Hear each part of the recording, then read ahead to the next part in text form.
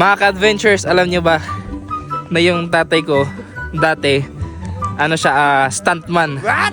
So ngayon para maipakita sa inyo kung stuntman talaga siya, gagawa siya ngayon ng stunt na ma-amaze kayo. Let's go.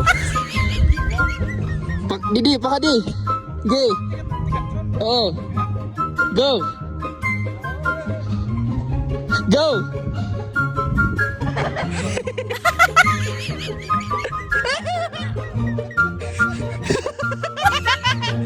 Guys, pwede.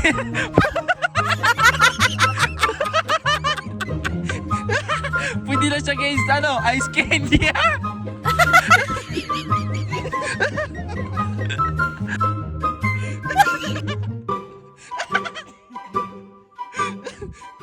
What's up sa inyo mga ka-adventures? For today's video, tara sama niyo muna ako magpalabis sa kainit ang ngayon sa Pilipinas. Uy, nagra. So since for today's mga ka-adventures, tara samahan niyo muna ako magpalamig ng buko juice at kung paano magpulilid-pulilid sa papa sa snow.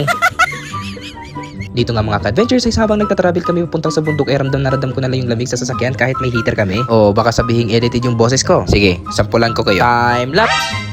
Sama na balaga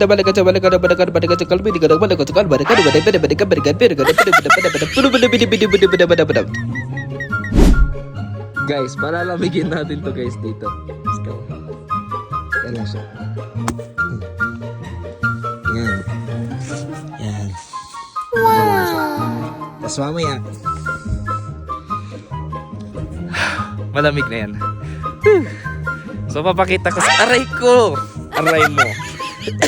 Papakita ko sa inyo guys yung POV dito. So ang lamig dito kasi negative. What's negative here? Negative 3. Only negative 3. Guys, siguro malamig na yung freezer ko. Let's go. Dito siya. Wow. Coconut juice. Ay, coconut juice. Si Papa. Aside from that, ano guys, mamili din kami na lang. Tito Bean! So cute.